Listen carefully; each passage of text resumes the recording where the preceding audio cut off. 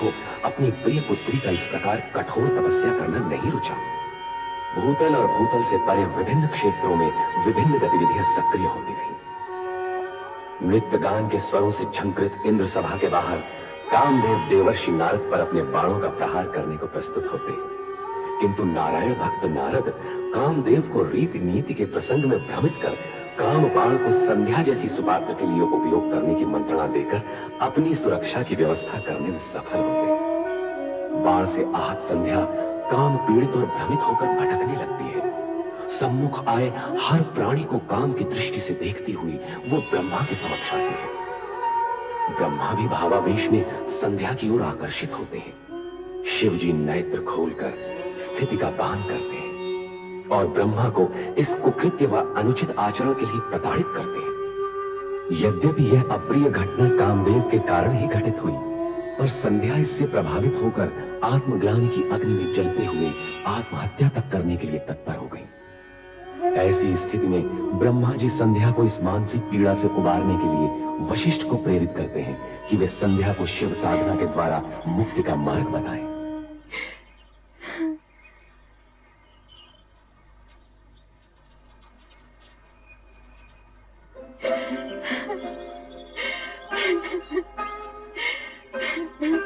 देवी संध्या, मैं वशिष्ठ ऋषि हूँ।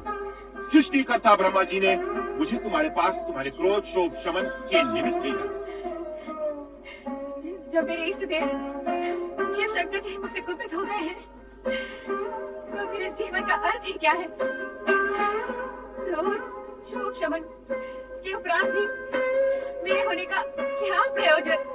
तुम्हारी प्रश्न पहली में ही तुम्हारा उत्तर भी है, अर्थात इष्ट देव शिव शंकर जी का कोप यदि तुम्हारा दुख है तो उन्हीं की प्रशंसा से तुम्हारा सुख भी हो सकता है।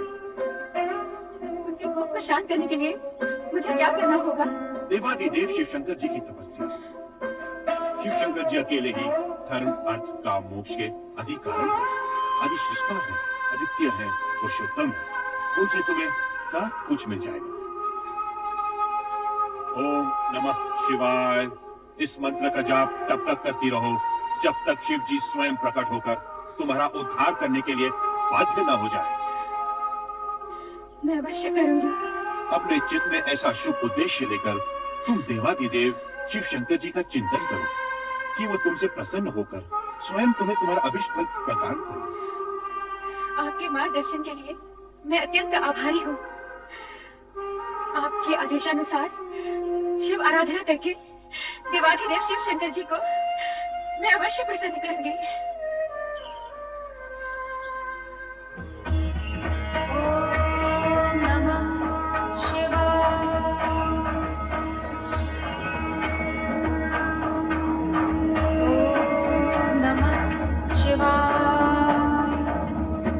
ओम नमः शिवाय। ओम नमः शिवाय। ओम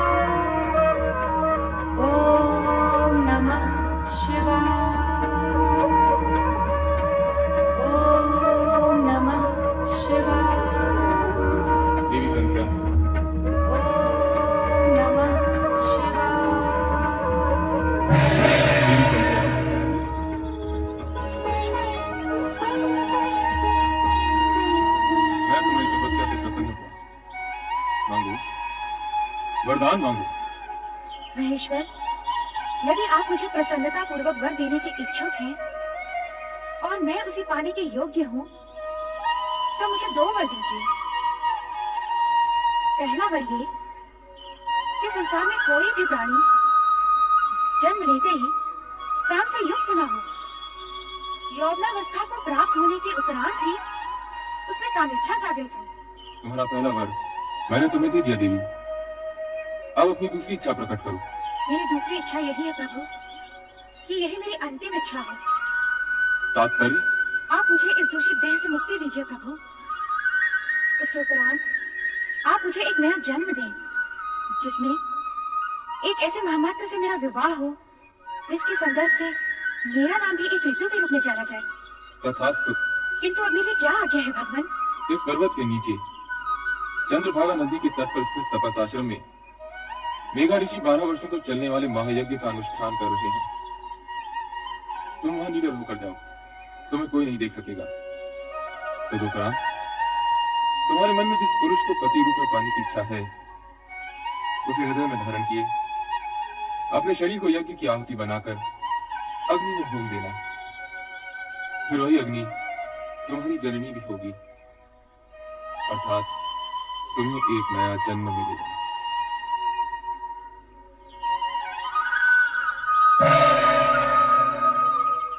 मेघा ऋषि, ओम आदित्याय नमः। ओम आदित्याय नमः। ओम आदित्याय नमः। ओम आदित्याय नमः।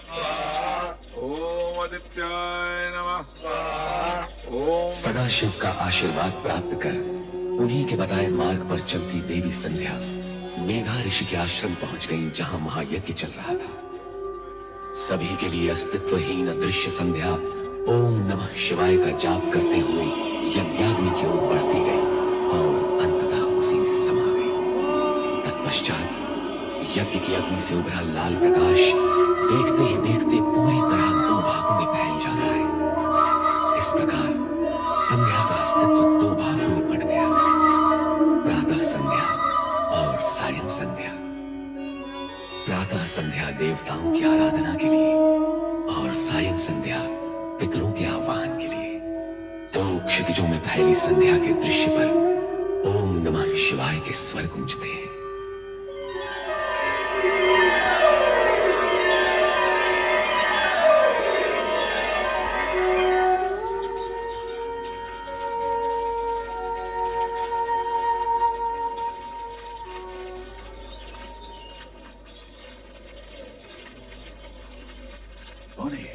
कौन नारी है ये? प्रणाम ऋषिवर। कौन मायावी हो तुम? यह पवित्र अग्नि से प्रकट होने की धृष्टता तुमने कैसे की? क्यों की? क्या प्रयोजन है तुम्हारा? उत्तर दो। मैं आपकी पुत्री हूँ पितृवर, आपके आशीर्वाद की आकांक्षिणी हूँ। धर्म, नीति, मर्यादा और व्यवहार के नाते मैं तुम्हारे प्रणाम और चरण स्पर्श के लिए तुम्हें दीर्घायु और सदैव प्रसन्न रहने का आशीर्वाद तो दे सकता हूँ, किंतु अकारण पितृत्व का अधिकार नहीं दे सकता। भला तुम मेरी पुत्री और मैं तुम्हारा पिता कैसे हुआ? भगवान शिव की अनुकंपा और कृपा के कारण ही ये संबंध स्थापित हुआ है पितृश्रेष्ठ। कल्याणी, बार बार मुझे पिता संबोधित कर, क्या तुम मेरे पितृभाव की परीक्षा ले रही हो? आप त्रिकालदर्शी हैं, आपको इस सत्य का ज्ञान तो अवश्य होगा कि मैं कौन हूँ, और आपको ये भी ज्ञात होगा कि आपकी परीक्षा लेने की क्षमता मुझ में नहीं है। हाँ भागे, तू हमारे ज्ञान और जब तक को चुनौती देने आई है। नहीं पितृवर नहीं, पुत्री अपने पिता के प्रति ये दुष्टता कैसे कर सकती है? फिर वही प्रलाप, पुत्री पुत्री पुत्री, कब कहाँ और कैसे प्रमाणित हुआ कि तुम मेरी पुत्री हो? दुर्भाग्य है मेरा कि अपने पिता के सम्मुख उनकी पुत्री होना मुझे प्रमाणित करना पड़ रहा है। यदि आपकी आज्ञा हो तो मैं कुछ निवेदन करूं? करो, किंतु मुझे पिता और स्वयं को पुत्री ना कहते हो। यदि मैं आपके तन से उत्पन्न होती तो तनुजा कहलाती, यदि मन से उत्पन्न होती तो मानसी कहलाती, किंतु मैं आपके उस पुण्य से उत्पन्न हुई हूँ जो शिव की आराधना के प्रतिफल में आपका अधिकार है पितृवर। मैं पुण्यजा हूँ पितृवर। शिव आराधना के पुण्य से प्रतिफल में प्राप्त पुत्री को इतना कुछ ज्ञान है? और फल की प्राप्ति करने वाले पिता को इस विषय में कुछ भी ज्ञान नहीं। यह आश्चर्यजनक है, अद्भुत है। यदि ये सत्य होता तो स्वयं शिव भगवान इसकी पुष्टि करते, स्वयं निर्णायक होते, किंतु ऐसा नहीं। अब ऐसा ही होगा। हे देवों के देव, मुझे उबारो, मेरी रक्षा करो। ऋषिवर की पुत्री बनाकर जो सम्मान आपने मुझे दिया, ऋषि के सम्मुख उसे स्वीकृति से प्रामाणिक करो। दया करो भोलेनाथ, कृपा करो। हे देवों के देव महादेव, मुझ पर दया करो, कृपा करो मुझ पर, मेरी सुनो, मुझ पर कृपा करो देव। हे महेश्वर, मुझे दर्शन दो। देवों के देव महादेव, मुझ पर कृपा करो। हे भोलेनाथ, मुझ पर कृपा करो। हे महेश्वर, मुझे दर्शन दो। हे भोलेनाथ, मुझ पर कृपा करो, मुझे दर्शन दो। मेरी सुनो, हे भोलेनाथ, मुझे दर्शन दो, मुझ पर कृपा करो। हे देव, मुझे दर्शन दो। भोलेनाथ, मुझे दर्शन दो। हे देवों के देव महेश्वर, मुझे दर्शन दो, मुझे दर्शन दो देव।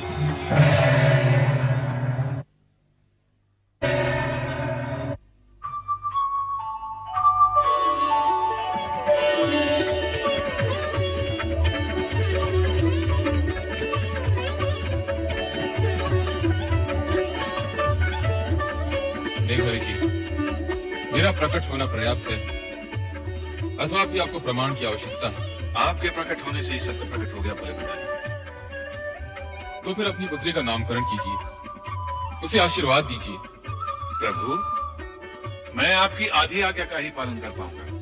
इसका नामकरण करके आशीर्वाद देने का कार्य तो स्वयं आप ही करेंगे। सूर्य की आभा है इसके मुख, अर्थात अरुण जैसी धरती से इसका मुखमंडल दीप है। इसलिए मैं इसका नाम अरुणधति निश्चित करता हूँ। भगवान शिव शंकर की जय, देवी अरुणधति की जय, भगवान शिव शंकर की जय, देवी अरुणधति की जय। देवा ऋषि, आपको देवी अरुणधति जैसी पुत्री प्राप्त हुई, इस सौभाग्य के लिए बधाई।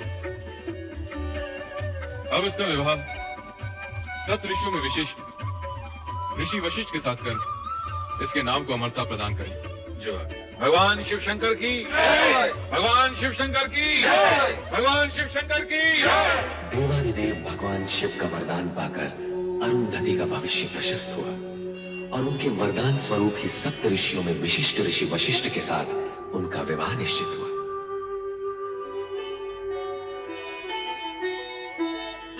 कितना शुभ दिन है आज। वशिष्ठ मुनि के साथ देवी अरुणधति का विवाह हो रहा है।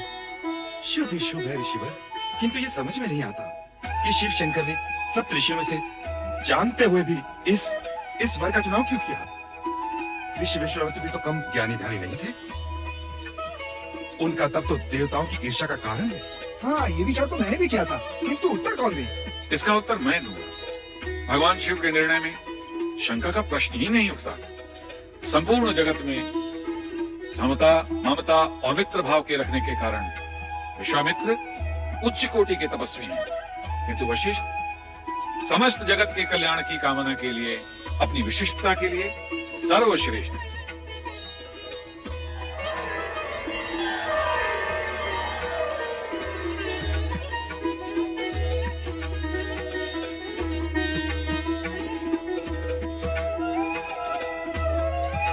हे प्रभु, इस शुभ घड़ी में आपके आगमन की हम व्यग्रता से प्रतीक्षा कर रहे थे। ऋषिवर, पुत्री अरुणधति को मंडप में लाइए।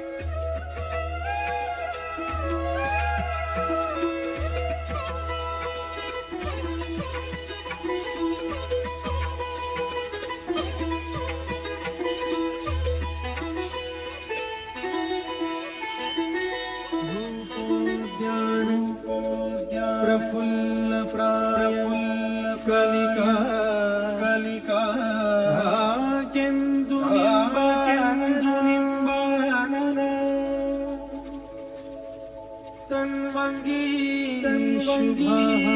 शुभाः सुरसिका क्रीडा संरतिः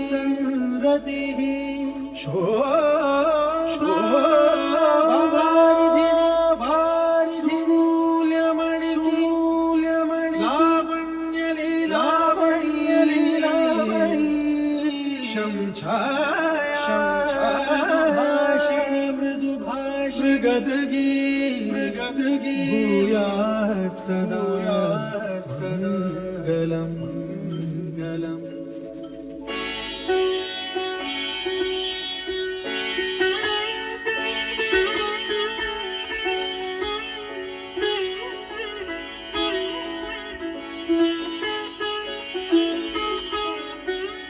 देवी अरुंधति, मेरे जीवन में आनंद की फुहार बनकर आई हो तुम, हर्ष की वर्षा बनकर आई हो तुम, और उससे भी पहले श्रद्धा और भक्ति का सगुण रूप हो तुम। वो रूप पाने के लिए जो कष्ट तुमने सहे हैं, उनका वर्णन करना असख्य है। तुम महान हो, श्रद्धा की पात्र हो, मेरा तुम्हें बार बार नमन। मुझे लज्जित न करिए स्वामी। संध्या का प्रायश्चित और अरुंधति का योग आप ही के कारण संभव हुआ है। यदि आप मुझे शिव भक्ति की महिमा न सुनाते, देवादिदेव शिव शंकर को मनाने का मंत्र न देते, तो आज हम दोनों का इस रूप में मिलन न होता। स्वामी, इस प्रकार जो भी हुआ है उसका संपूर्ण श्रेय आप ही को जाता है। इसका संपूर्ण श्रेय देवादिदेव शिव शंकर जी को जाता है, मुझे नहीं। जगत में जो कुछ हो चुका है, जो हो रहा है और जो होने वाला है, वो सब कुछ देवादिदेव की इच्छा के अनुसार ही होता है। सर्व कर्मों के कर्ता धर्ता श्री शिव ही है। संसार में सुख दुख का सामना करने का एक ही महामंत्र है, जो असंभव को संभव, अप्राप्य को प्राप्य कर दिखाता है, और वो महामंत्र है ओम नमः शिवाय, ओम नमः शिवाय, ओम नमः शिवाय, ओम नमः शिवाय, ओम नमः शिवाय, ओम नमः शिवाय, ओम नमः शिवाय, ओम नमः शिवाय, ओम नमः शिवाय, ओम नमः शिवाय, ओम नमः शिवाय, ओम नमः शिवाय, ओम नमः। स्वामी, ये क्या हो गया है आपको? जब से आपने संध्या पर पुष्पाण का प्रयोग किया है, इसी तरह खोए खोए से दिखाई दे रहे हैं। केवल ओम नमः शिवाय, ओम नमः शिवाय मंत्र का ही जाप किए जा रहे हैं। स्वामी, यदि इस तरह आप ही विरक्त रहे तो मेरा क्या होगा? मैं भयभीत हो गया हूँ प्रिय। भयभीत? किंतु किस कारण? मैंने संध्या पे जो पुष्प बाण का प्रयोग किया था, उसके परिणाम से तो तुम भली भांति परिचित हो। कहीं ऐसा ना हो कि इस परिणाम का प्रकोप मुझे भुगतना पड़े। नहीं स्वामी, आपने तो केवल अपने कर्तव्य का पालन किया है, और कर्तव्य भावना से ऊंचा होता है। निसंदेह ये कोई अपराध नहीं है। परंतु रति, यदि भविष्य में कोई ऐसी अमंगल घटना घटित हो गई तो क्या होगा? नारायण नारायण। पुष्पधनवा भ्राता कामदेव, मुझे देखकर इस प्रकार आंखें चुराकर कहाँ भाग रहे हो? और देवी रति कहाँ अदृश्य हो गई? प्रणाम देवर्षि। नारायण नारायण। मैं तो तुम्हारा भ्राता हूँ कामदेव, मुझे देवर्षि का सम्मान देकर लज्जित न करो। सम्मान तो आपको देना ही चाहिए। अच्छा, मुझे प्रस्थान के लिए आज्ञा दीजिए। अरे भाग कर रहे हो भ्राता, मेरी पूरी बात तो सुन लो। आज्ञा कीजिए भ्राताश्री। अपने पुष्प बाणों से विचलित करके तुमने संध्या का तो कल्याण कर ही दिया। नारायण नारायण। कल्याण? वो कैसे? देवर्षि, ऐसा प्रतीत होता है कि संध्या पे किए इस प्रयोग का मुझे प्रायश्चित करना होगा। नहीं कामदेव, तुम्हारे इस पुष्प बाण के प्रयोग से संध्या का यज्ञ में पुनर्जन्म हुआ है। इस प्रकार संसार को दो संध्याएं प्राप्त हुई है, एक प्रातः संध्या और एक सायं संध्या। आपके कहने का तात्पर्य ये है कि संध्या की रचना में मेरा भी योगदान है? निश्चित ही। केवल इतना ही नहीं, संध्या महासती अरुंधति के रूप में महर्षि वशिष्ठ की पत्नी बन गई है।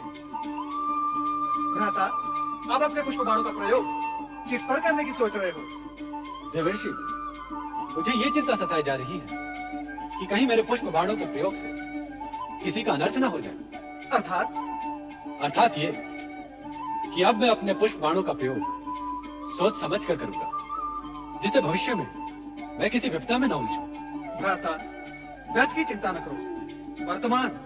वर्तमान तो उज्जवल है ही, और भविष्य चराचरपति शिव शंकर के अधीन है, और यही सनातन सत्य है। मेरी बात मानो। परमपिता ब्रह्मा ने जो तुम पर दायित्व सौंपा है, उसे अपना कर्तव्य मान पुष्प बाणों का उचित समय पर उपयोग करते चलो। यही तुम्हारा धर्म है और कर्म भी। नारायण नारायण। ओम नमः शिवाय। ओम नमः शिवाय। परमपिता ब्रह्मदेव की जय हो। ओम नमः शिवाय। आओ ना, तुम्हारा स्वागत है पुत्र। देवर्षि, इस बार क्या समस्या लेकर आए हैं? समस्या नहीं,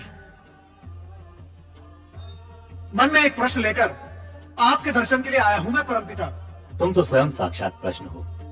तुम्हारे आने का अर्थ है प्रश्न सन्मुख आ गया। पूछो, क्या पूछने की इच्छुक हो? मैं अभी अभी भ्राता कामदेव से मिलकर आ रहा हूँ। संध्या प्रकरण के पश्चात वे अत्यंत विचलित रहने लगे हैं। अब वे अपने पुष्प बाणों का उपयोग करने से भयभीत होते हैं। ये उचित ही है नारद। उस समय तो कामदेव किसी तरह बचकर भाग निकला, किंतु अब उसे बहुत सोच समझकर अपने पुष्प बाणों का प्रयोग करना होगा। कामदेव को विवेक से अपनी शक्ति का प्रयोग करना चाहिए। आप सत्य ही कह रही हैं देवी सरस्वती, परंतु कामदेव ने अपने पुष्प बाणों का जो प्रयोग संध्या पर किया था वो तो शुभ ही रहा। देवी संध्या अब सती अरुंधति बन गई है और ऋषि वशिष्ठ के आश्रम की शोभा बढ़ा रही है। हाँ, सो तो है। भगवान शिव के प्रत्येक कार्य का उद्देश्य उत्तम होता है, चाहे कुछ समय के लिए वो दुखदायी ही क्यों न दिखाई दे। देवी, मेरे पहले प्रश्न का समाधान तो हो गया, परंतु दूसरा प्रश्न।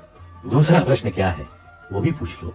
आपकी पौत्री मेरी भतीजी दक्ष पुत्री सती बेचारी अपने पिता की इच्छा के विरुद्ध शिव आराधना कर रही है, उसका क्या होगा? शिव आराधना का परिणाम तो कल्याणकारी ही होता है। इस विषय में कभी कोई शंका मन में मत लाओ नारद। परंतु आप भ्राता दक्ष को समझाते क्यों नहीं कि सती की शिव भक्ति का विरोध करना छोड़ दे? ये असंभव है नारद। दक्ष अपना स्वभाव कभी नहीं छोड़ेंगे। अर्थात सती को अपने तप के बल पर ही पिता के विरोध का सामना करते हुए अपना अभीष्ट प्राप्त करना होगा। हाँ नारद, जो हो रहा है शिव की इच्छा से हो रहा है। तुम इस विषय में चिंता करना और प्रश्न उठाना छोड़ दो। ओम नमः शिवाय। ओम नमः शिवाय।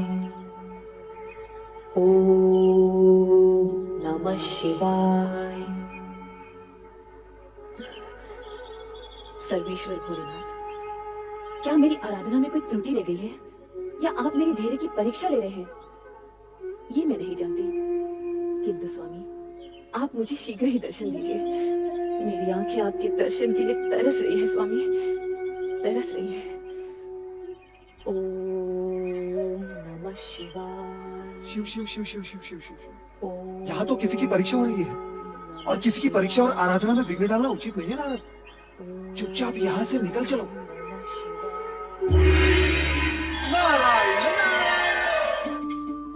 राधा दक्ष का महल तो सूना पड़ा है, कहाँ गए होंगे सब लोग? चलो नारद, भावज वीरणी के कक्ष की ओर, कदाचित वहां भेंट हो जाए। नारायण नारायण।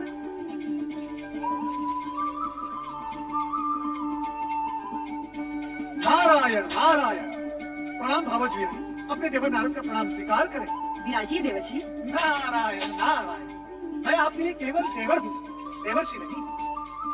और ये क्या भावज, आप चिंता में डूबी हुई हैं? मुझे किस बात की चिंता है देवर्षि? बस सती के बारे में सोच रही थी। सती? पता नहीं उसकी तपस्या कब सफल होगी। नारायण नारायण।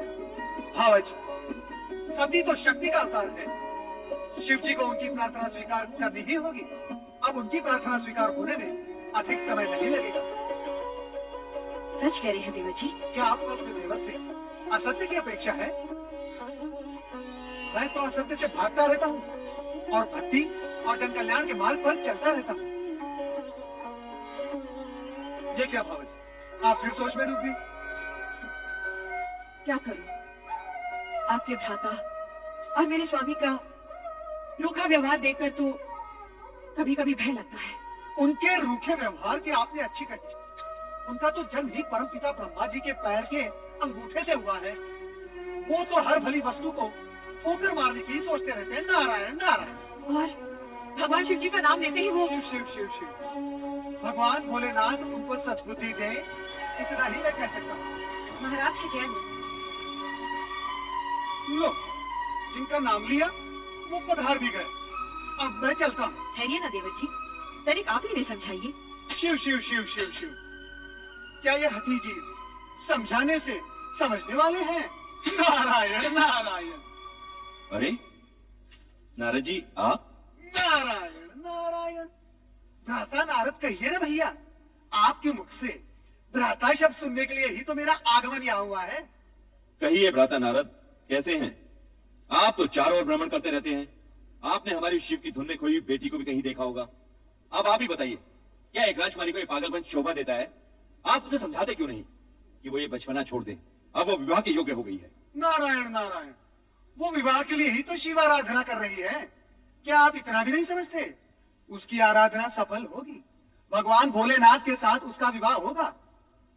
इसमें आपको संदेह क्यों हो रहा है? नारायण नारायण। नहीं, मैं ऐसा नहीं होने दूंगा। मैं ये अनर्थ नहीं होने दूंगा। नारायण नारायण। भावज, आप क्यों व्याकुल हो रही हैं? होगा वही जो भगवान शिव शंकर को स्वीकार होगा। नारायण नारायण। मेरी सती का क्या होगा? क्या होगा मेरी सती का? मेरी सती का क्या होगा? मैं तुम्हें एक नहीं अनेक बार समझा चुका हूँ कि सती को शिव आराधना साधना करने से रोको। उसे समझाओ महारानी कि वो अपने मन में शिव के प्रति इतनी निष्ठा भक्ति जगाकर अनर्थ ना करे। जो स्वयं अपने होने का अर्थ जानने के प्रयास में लगा हो, वो कोई अनर्थ कैसे कर सकता है? और रही बात सती को शिव की आराधना उपासना करने से रोकने की, तो स्वामी, आराधना, उपासना, निष्ठा, ये तो मन की भावनाएं होती हैं, और भावनाओं पर भला कोई कैसे अंकुश लगा सकता है? ये सब कहकर तुम हमारी अवज्ञा कर रही हो महारानी। मैं ऐसी धृष्टता कैसे कर सकती हूँ? धृष्टता नहीं तो हमारी आज्ञा का पालन भी नहीं। महारानी, माँ होने के नाते अपनी संतान का शुभ अशुभ सोचना तुम्हारा कर्तव्य है, तो पथ भ्रष्ट होने पर उसे उचित मार्ग दिखाना तुम्हारा धर्म भी है। आप संभवतः उचित कह रहे हैं स्वामी, परंतु हमारी सती ना तो कोई अशुभ कार्य कर रही है और ना ही वो पथ भ्रष्ट हुई है। वो वही कर रही है जो उसके ज्ञान के अनुसार उचित है। तुम्हारा तात्पर्य है कि सती इस योग्य हो गई है कि उसे ज्ञान का बोध होने लगा है? नहीं महारानी नहीं, तुम्हारी ये सब बातें बुद्धिमता का परिचय नहीं दे रही। मैं आपके समान बुद्धिमान नहीं स्वामी, किंतु इतनी बुद्धिहीन भी नहीं कि तुम्हारी बुद्धिमता के दर्शन तो इसी सत्य में हो रहे महारानी कि अपनी अन्य युवा कन्याओं की अपेक्षा तुम्हें केवल सती की चिंता अधिक रहती है। तुम्हारी ममता, नेह, स्नेह सती के प्रति अधिक है। क्या आपका भ्रम है स्वामी? सत्य नहीं। शरीर को अपने प्रत्येक अंग से एक सा मोह होता है, पुष्पमाला को अपने प्रत्येक पुष्प से एक सा स्नेह होता है, मुझे भी अपनी हर संतान से एक सा।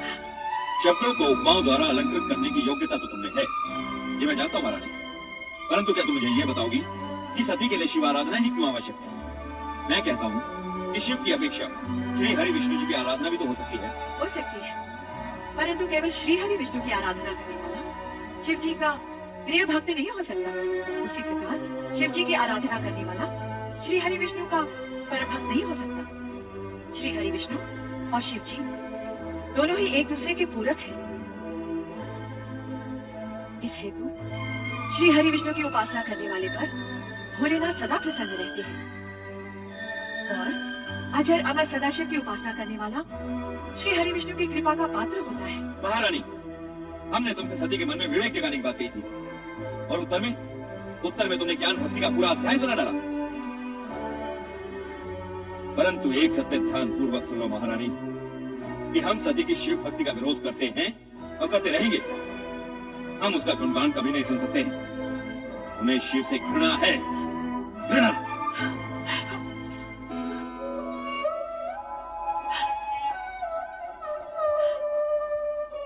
शिव से घृणा और स्नेह करना मनुष्य के वश में नहीं होता, वो भी केवल शिव की इच्छा पर ही निर्भर होता है।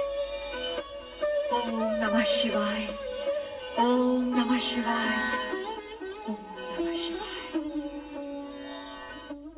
ओम नमः शिवाय।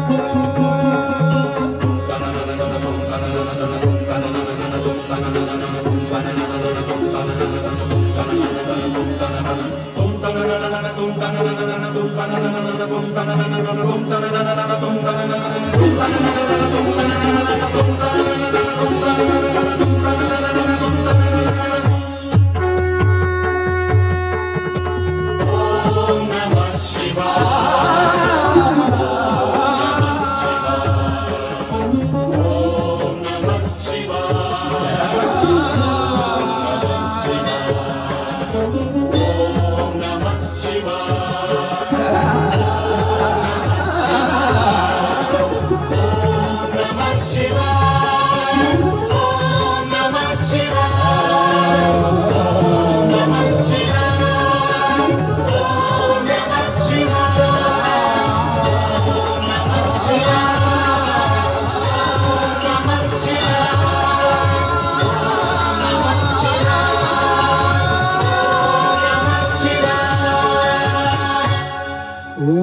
ओम नमः शिवाय।